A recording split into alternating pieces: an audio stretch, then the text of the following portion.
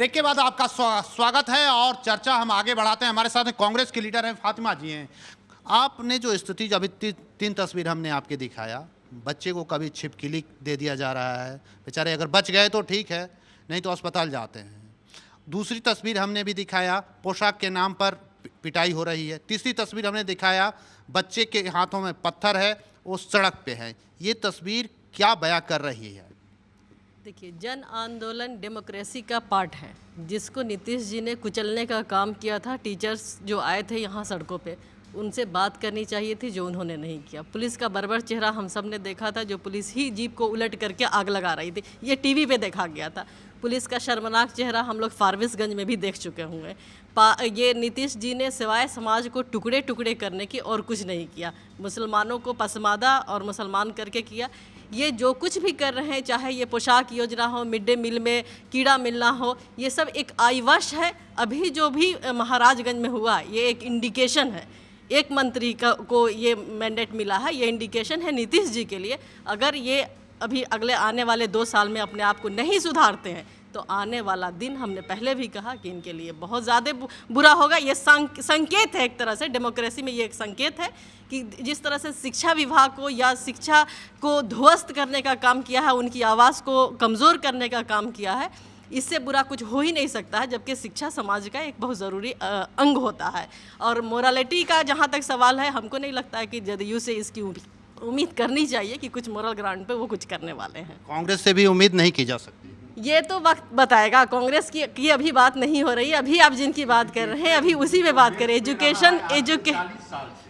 लेकिन पीछे जो अभी 10 साल का मामला हुआ है, या पीछे 15 साल में जो एजुकेशन सिस्टम ध्वस्त हुआ है, वो किसी को कहने की ज़रूरत नहीं है। 2 जनरेशन 3 जनरेशन चला गया यही कहते कहते। उससे पहले भी जनरेशन थे। आईएएस हम बहुत बना रहे थे बिहार में। जो सरकारी स्कूल में बच्चे पढ़ते थे, वो आईआईटी भी क्वालिफाई करते थे, आईएएस भी करते थे। अब के बच्चे क्यों नहीं कर रहे हैं? कुछ तो वजह होगी। इसलिए कि उनका बेस कमज़ोर है, उनकी स्कूलिंग कमज़ोर है। जो हमारे सरकारी स्कूल में पहले, जो सर ने जो कहा कि कांग्रेस के ज़माने में भी, तो सरकारी स्कूल के जो उस वक्त के टीचर हुआ करते थे, वो टीचर हुआ करते थे, जहाँ तक हम जानते हैं, या जो हम लोगों ने पढ़ा हुआ। लेकिन कहीं ना कहीं कमी है, कहीं ना कहीं कमी है। जहाँ तक एजुकेशन का सवाल है, आई डिफर फ्रॉम मैडम रादर। जो आजकल बिहार के लोग इतना पढ़ रहे हैं बाहर जाकर के, आईएएस और आईपीएस ज़्यादा हो रहे हैं। अब जहाँ तक, हाँ प्लीज़ अलाउ हर, अब जहाँ तक एजुकेशन के का सवाल है, बिहार में पिछले 40 साल में एजुकेशन को पॉलिटिकल क्लास जो भी थे, स्टार्टिंग फ्रॉम कांग्रेस, इन्होंने एजुकेशन के स्ट्रक्चर को बर्बाद कर दिया। एंड दैट वाज, जो शुरू हुआ 1980 में बाबू डॉक्टर जगन्नाथ मिश्रा के टाइम से, और यूनिवर्सिटी वो हालत ये हो गया जो अभी समूचा कॉलेज और यूनिवर्सिटीज़ में टीचर का तो नहीं है, प्राइमरी स्कूल में टीचर्स नहीं हैं, मिडिल स्कूल में टीचर्स नहीं हैं, हाई स्कूल में टीचर्स नहीं हैं। हायर एजुकेशन को तो पीके शाही ने टारगेट बना के, या नीतीश कुमार ने इसको ख़त्म किया। प्रोफेशनल कोर्स आजकल धड़ल्ले से सब यूनिवर्सिटी और कॉलेजेस में खुल रहे हैं, और अभी तक उनका कोई टीचर का इंतजाम नहीं हो रहा है। रोड से लाते हैं लोग और पढ़ाते हैं। लेकिन बिफोर आई कंक्लूड, जो एजुकेशन कैसे हुआ है, कुछ पॉलिटिकल बात पर भी हम आवेंगे। नीतीश कुमार को अब एक और 2 अल्टरनेटिव बचा है। बीजेपी हिंदू राइट पार्टी है, इसमें तो कोई नहीं दूसरा ओपिनियन है। नरेंद्र मोदी उनके खेबनहार हैं, और उसको लीडर डिक्लेयर करना उसका धर्म है, उसका काम है, सब कुछ है। नीतीश अब पीछे नहीं हट सकते हैं अपने बात से। अगर हट जाएंगे। लेकिन नीतीश अब एनडीए में रहें चाहे नहीं रहें, ये तो आने वाला समय कहेगा। नीतीश को अभी भी टाइम है। एक कबीर ने बड़ा बढ़िया चीज़ लिखा है, just I will read and देखिए। झीनी झीनी बीनी चदरिया, काह के ताना काह के भरनी, कौन तार से बीनी चदरिया, इंगला पिंगला ताना भरनी, सुषमना तार से बीनी चदरिया। अब नीतीश को एक ही है उपाय, जो फंडामेंटलिस्ट कॉम्युनलिस्ट के साथ जो हैं, उसका साथ छोड़ दें, अपना वोट बैंक क्रिएट करें, कांग्रेस के साथ रहें चाहे जिसके साथ रहें, नहीं तो उनका हाल वही हो जाएगा जो समता पार्टी के टाइम में इनका हुआ था। चलिए, हाल जो भी होगा देखेंगे। अभी काफी वक्त है। तो कह रहे हैं, नीतीश जी कह रहे हैं कि 2014 का चुनाव है और एक हार से कोई फर्क नहीं पड़ता है। हमारे साथ आर्यन न्यूज के संपादक अभिरंजन कुमार जी जुड़े हुए हैं। अभिरंजन जी, आप किस रूप में इस पूरी स्थिति को देख रहे हैं? नहीं, मुझे लगता है कि जो गांधी जी कहा करते थे कि मतदाता प्रशिक्षण की जरूरत है लोकतंत्र में, मुझे लगता है कि मतदाता प्रशिक्षण, नेता प्रशिक्षण, विपक्ष के प्रशिक्षण, सबके प्रशिक्षण की जरूरत है बिहार में। बिहार के लोग या बिहार के जो नेता हैं या जो हमारा विपक्ष है, वो शायद मुझे लगता है कि मुद्दों को ठीक तरीके से या तो समझ नहीं रहा है या मुद्दों को वो समझना नहीं चाहता है। अभी जैसे आप देखिए कि क्या होता है, केंद्र की सरकार की आप अगर बात कीजिए तो विपक्ष जो एनडीए है वहां पर, वो ये हर चीज के लिए प्रधानमंत्री और सोनिया गांधी को जिम्मेदार मानता है। लेकिन उनको जिम्मेदार मानते हुए भी, उन पर इस्तीफे का दबाव बनाए रखते हुए भी अभी अभी उसने 2 मंत्रियों की बलि ली है। तो लोकतंत्र में लोकतांत्रिक दबाव के तहत, लोकतांत्रिक प्रक्रियाओं के तहत एक नैतिकता का कुछ तकाजा हुआ करता है। इन सब चीजों के तहत अगर केंद्र में जो विपक्ष है एनडीए, वो कितने सारे मंत्रियों की बलि ले चुका है, तो क्या बिहार में विपक्ष को अपना धर्म नहीं निभाना चाहिए? एक सरकार अगर सही तरीके से काम नहीं कर रही है तो सारी चीजों का ठीकरा आप नीतीश कुमार से छोड़िए। यहाँ तक तो बात मुझे समझ में आती है, लेकिन नीतीश कुमार पर सारी चीजों का ठीकरा फोड़ते हुए आप अयोग्य और नाकाबिल मंत्रियों को बख्श देंगे, ये बात मुझे समझ में नहीं आती है। तो या तो ये है कि बिहार का विपक्ष मरा हुआ है, बिहार का विपक्ष सिर्फ राजनीतिक रोटियां सेकना जानता है, बिहार का विपक्ष सही से ये सोचता है कि एक माहौल बन जाएगा मीडिया के द्वारा, बिहार के अंदर माहौल खराब कर दिया जाएगा और हम उसमें राजनीतिक रोटियां सेक लेंगे, कोई सीट जीत लेंगे, कोई चुनाव जीत लेंगे, एक सत्ता परिवर्तन कर लेंगे। अगर बिहार के विपक्ष का सिर्फ इतना मकसद है तो मुझे कुछ नहीं कहना। मेरी व्यक्तिगत राय ये है कि महाराजगंज में सिर्फ जो है नीतीश कुमार की हार नहीं हुई है, महाराजगंज में सिर्फ एक जेडीयू प्रत्याशी की हार नहीं हुई है, बल्कि बिहार के शिक्षा मंत्री की हार हुई है। बिहार के शिक्षा मंत्री और मुख्यमंत्री के द्वारा चलाई जा रही शिक्षा नीति की हार हुई है। इसलिए नैतिकता का तकाजा ये बनता है कि लोकतंत्र में जिन लोगों को जनता खारिज कर दे, उन लोगों के लिए कोई पद नहीं होना चाहिए। और इस नैतिकता के आधार पर मुझे लगता है कि शिक्षा मंत्री जी के लिए बिहार के मंत्रिमंडल में कायदे से अब कोई पद नहीं होना चाहिए, क्योंकि बिहार की जनता ने शिक्षा मंत्री को खारिज किया है। आपको 2-3 चीजों पर और ध्यान देना पड़ेगा। मैं यूं ही कोई बात हवा में नहीं कहता हूँ।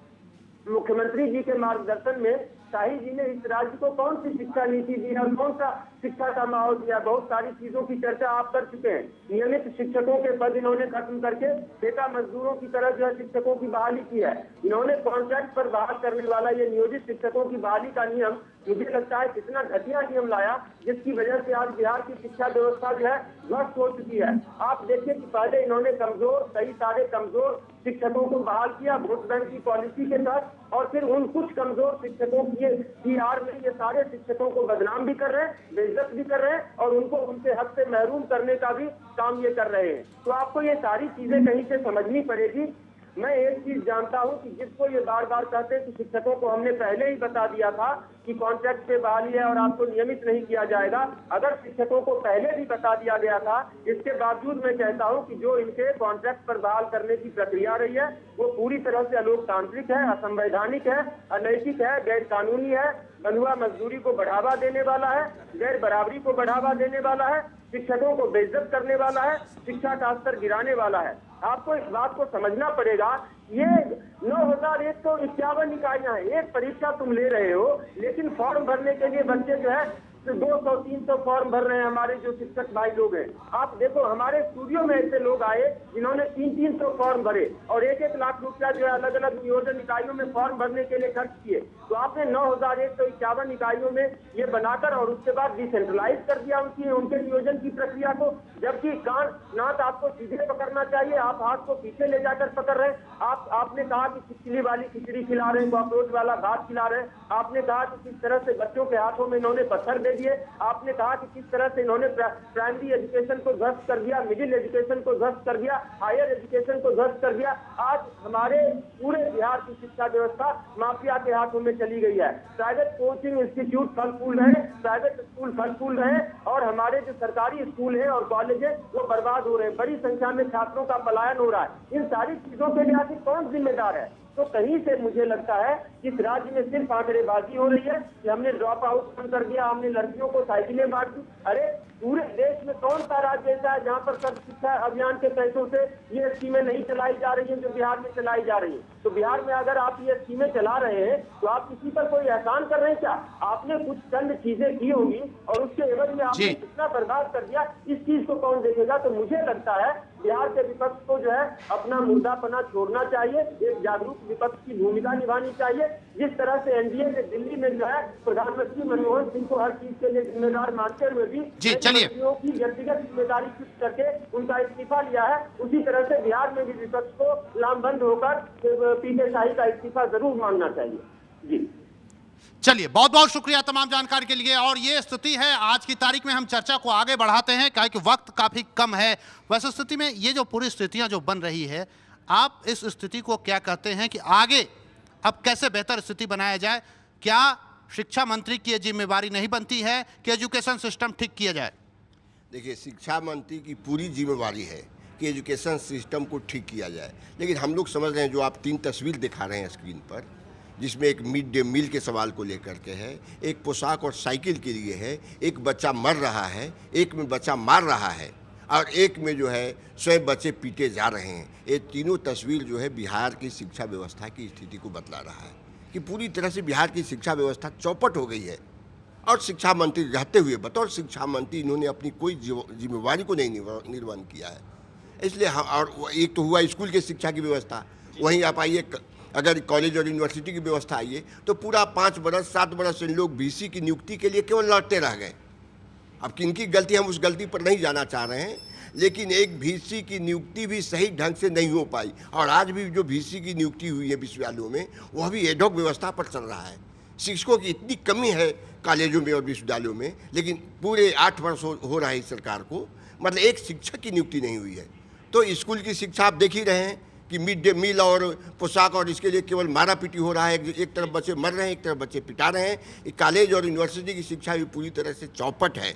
और ठीक कांग्रेस की नेत्री ने जो कहा, वह वस्तुतः कह रहे थे कि यह बात सही है कि बिहार के बच्चे जो है IAS और IIT काफ़ी अच्छी संख्या में कर रहे हैं, लेकिन बिल्कुल अपनी व्यवस्था से वो कर रहे हैं, सरकार की व्यवस्था से नहीं कर रहे हैं। यही कहना चाह रही थी और हम भी इसका समर्थन करते हैं कि बिहार की शिक्षा सरकार की तरफ से व्यवस्था की गई है पूरी तरह से समाप्त हो चुकी है। पूरी तरह से समाप्त है। मिथिलेश जी, ऐसे स्थिति में अगर जब पूरी तरह से समाप्त हो तो क्या किया जाए? पूरी तरह से समाप्त होगी तो पुनरावृत्ति तो प्रारंभ हो गया, महाराजगंज में प्रारंभ हो गया, उसकी पुनरावृत्ति होगी।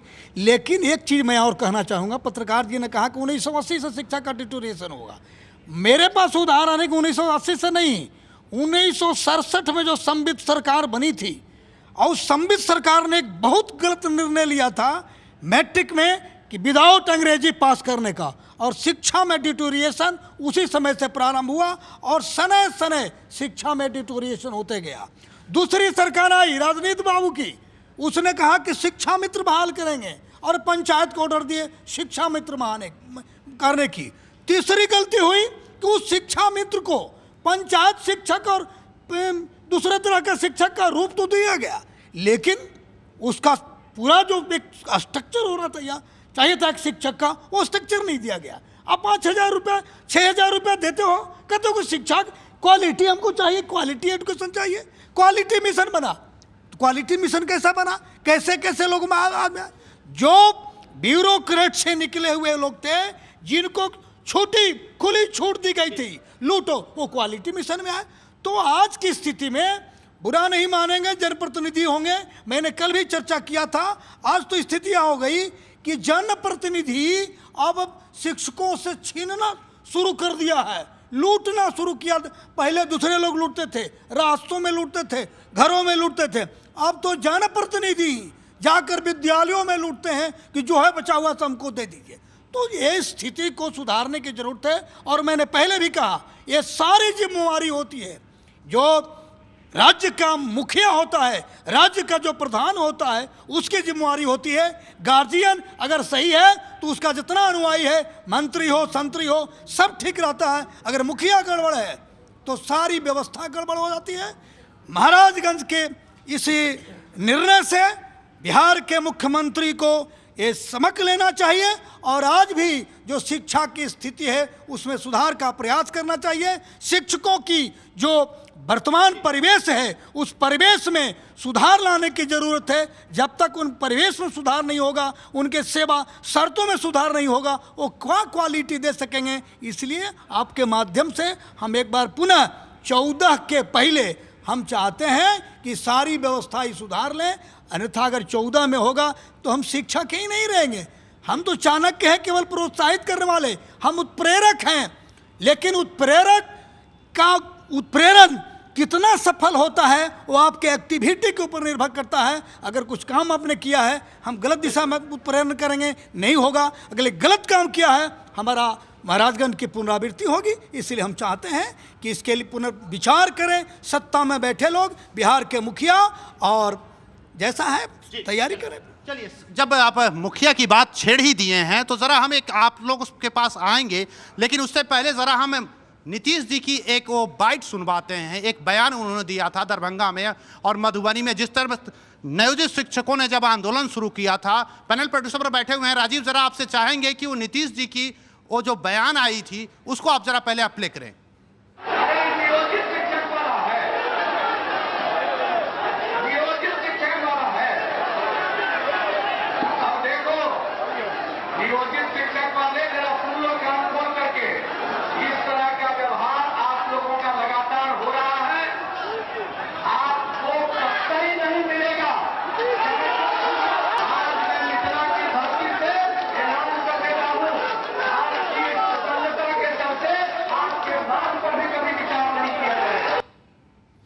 कतई नहीं मिलेगा। हमारे साथ दो शिक्षक और भी हैं। पाठक जी, उन्होंने कहा था कतई नहीं मिलेगा, मिला नहीं मिला, आपने क्या दिया?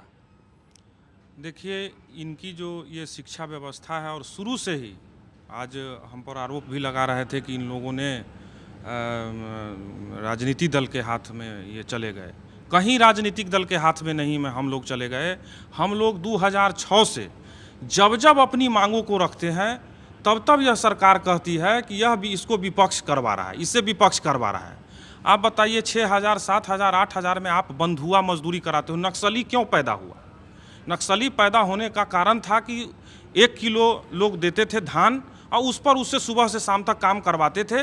बाद में जब उसका पेट नहीं भरने लगा, अपने बच्चों को अपने सामने वह मरते देखा, उसने बंदूक उठा लिया और नक्सली बन गया। वही स्थिति आज हम शिक्षकों की हो गई है। समाज में जब शिक्षकों की यह स्थिति हो जाए, जो निम्नतम स्तर पर आज रिक्शा वाला, ठेला वाला या मजदूर, सबसे निम्नतम स्तर का जो मजदूर है, वो भी हमसे ज़्यादा पैसा कमाता है और अपने बाल बच्चों को अच्छे से रखता है। हमारा बच्चा मेरे ही सामने मर रहा है, मेरा शिक्षक जगह जगह बीमार होकर मर रहा है, मेरा शिक्षक पैसे के अभाव में 11 महीने में ये पैसे देते हैं। रोज़ नया नया कानून बनाया जाता है। कभी आधा घंटा स्कूल बढ़ा दिया जाता है, कभी 1 घंटा बढ़ा दिया जाता है, कभी कहा जाता है कि 5 बजे तक स्कूल होगा। तरह तरह से प्रयोग करके हम लोगों को ये तंग तरीज किए होते। और एक दूसरी बात और भी, इससे पहले कल्याणपुर विधानसभा की चुनाव हुई थी। उस समय में नियोजित शिक्षकों ने उतना ध्यान नहीं दिया था। कल्याणपुर चुनाव इन्होंने जीता, लेकिन ये लोग जो कह रहे हैं कि ये फैक्टर, यहाँ पर एक ही फैक्टर काम किया कि नियोजित शिक्षक ने अपने पूरे ताकत के साथ, पूरे सारे अपने एक एक बाल बच्चों के साथ, माता पिता और पूरे फैमिली के साथ इन शिक्षा नीतियों को, इन शिक्षा मंत्री का, चूंकि शिक्षा मंत्री वहां जाके खड़ा हुए थे, तो नियोजित शिक्षकों को यह हो गया था कि शिक्षा मंत्री को हारना जरूरी है और एक शिक्षाविद शिक्षा मंत्री बनना जरूरी है जो शिक्षा व्यवस्था को समझ सके। चलिए, एक शिक्षाविद को शिक्षा मंत्री बनना चाहिए। फिलहाल वो कुर्सी खाली करें तब तो अब बने। सवाल ये उठता है कि महिला शिक्षकों पर जिस तरह से बर्बरतापूर्वक कार्रवाई की गई, ये स्थिति 2014 में अगर आप लोगों को बेहतर सुविधा नहीं मिलती है, ये संघर्ष आपकी जारी रह गई? जी बिल्कुल, संघर्ष जारी रहेगा इस तरह का। चूँकि अभी जो आप क्लिप दिखाएं जिसमें इन्होंने कहा कि कोई विचार भी, आपके मांग पे कोई विचार भी नहीं किया जाएगा। अब वो ऐसी स्थिति में आप समझ सकते हैं कि टीचर के मन पे क्या बीतती है और वे क्या कर सकते हैं। तो हम लोग तो नक्सली नहीं बन सकते हैं या कोई हथियार नहीं उठा सकते हैं, लेकिन जो करना चाहिए था वह महाराजगंज के चुनाव में हम लोगों ने करके दिखा दिया। रही बात, जब तक शिक्षक कुंठित रहेंगे, एक ही विद्यालय में इतने अंतर सारे हैं वेतन के लिए कि कहीं एक विद्यालय में, खास हमारे ही विद्यालय में 4 तरह के शिक्षक हैं। एक वेतनमान वाले शिक्षक हैं, एक 34,540 वाले शिक्षक हैं, एक हम ट्रेंड शिक्षक हैं, उसके बाद अनट्रेंड शिक्षक हैं। 5 तरह का वेतन दिया जाता है। उस वक्त विद्यालय में लगता है कि जैसे इनको वही कार्य हम भी कर रहे हैं, वही कार्य ये भी कर रहे हैं, और इतने में कैसे हम लोग चलेंगे, सोच के घर से जाते हैं पढ़ाने के लिए, लेकिन वहाँ जाके मन ऐसा कुंठित हो जाता है कि कुछ कर नहीं पाते हैं। लेकिन चाहते हैं कि एक अच्छी शिक्षा दें, एक अच्छा समाज बनाएं, बच्चों की जो गरीब तबके के बच्चे पढ़ते हैं उनको आगे की ओर बढ़ाएं। लेकिन सरकार की जो नीति है वो हम लोगों को सफल होने नहीं दे रही है, और सरकार की नीति इनको सफल नहीं होने देती। एक सवाल विजय जी, आप जी। शिक्षक महोदय ने कहा, जो इन्होंने कहा 80 से, मैंने कहा पॉलिटिकल क्लासेस जो हैं इंटायरली रिस्पॉन्सिबल हैं इसके लिए, और स्पेशली हमने जोर दिया था स्पेशली 1980 से शिक्षा की हालत हो गई है। पहला बात। दूसरी बात, नीतीश सरकार ने, नीतीश जब इंस्टॉल हुए थे चीफ मिनिस्टर, तो उन्होंने 3 प्रायोरिटी रखा था, एजुकेशन, हेल्थ और एक और है, हाँ, लॉ एंड ऑर्डर का पर काम किया उन्होंने। उसके बाद एजुकेशन और हेल्थ पर तो उनका कभी ध्यान नहीं गया। विकास की परिभाषा वो देने लगे रोड बनाने से, सड़क बनाने से, चमचम करने से सो विकास नहीं होता है। इनका सब सेक्टर में अभी प्राइवेट सेक्टर में, माने ये बिल्डिंग सेक्टर छोड़ करके कहीं नहीं जीडीपी बढ़ रहा है। ये सब बातें जो हैं सो नीतीश को करना पड़ेगा, और नीतीश को भली भांति सोच लेना पड़ेगा जो अब इनको बीजेपी के साथ नहीं रह सकेंगे। नहीं तो ये पूछ लेते हैं, ये आप, एक कहावत है गांव में कि जाओ के साथ घून पिसाना, आप कब तक उनकी खामियाजा भुगतते रहेंगे? देखिए, भारतीय जनता पार्टी राष्ट्रीय दल है, किसी घून उनकी चक्कर में नहीं है। भारतीय जनता पार्टी के साथ 23 दल राष्ट्र के जुड़े, और इस राष्ट्र को विश्व के अंदर जो सम्मान भारतीय जनता पार्टी के नेतृत्व में माननीय अटल बिहारी वाजपेयी जी के नेतृत्व में मिला, उसी के प्रशिक्षण केंद्र से माननीय नीतीश कुमार जी या माननीय नरेंद्र मोदी जी भी हैं। और जिन लोगों की ये मानसिकता अभी तक बनी हुई है कि भारतीय जनता पार्टी एक सांप्रदायिक दल है, वो मानसिक तौर पर विकृत लोग हैं इस देश के अंदर, इस राष्ट्र के ये बात नीतीश जी को आप अब तक क्यों नहीं समझा पाए 17 सालों? निश्चित तौर पर माननीय नीतीश कुमार जी अच्छी तरह से समझे हुए हैं। इसीलिए भारतीय जनता पार्टी के नेतृत्व में वो गठबंधन में इस सरकार में थे, और वो विकृत मानसिकता के लोग जो राष्ट्र के प्रति सच्चे ईमानदारी और पवित्रता के साथ काम करते हैं, उन पर जो इस तरह के आरोप लगाते हैं, उनकी मानसिकता पर मुझे हंसी आती है। यह राष्ट्र आज कल मोदी जी और नीतीश जी मिले नहीं। आज गुजरात के अंदर भी अल्पसंख्यक समाज के लोग रहते हैं। आज गुजरात के अंदर जिस तरह से जीत हुई, क्या उस पर भी ये प्रश्न चिन्ह उठा रहे हैं?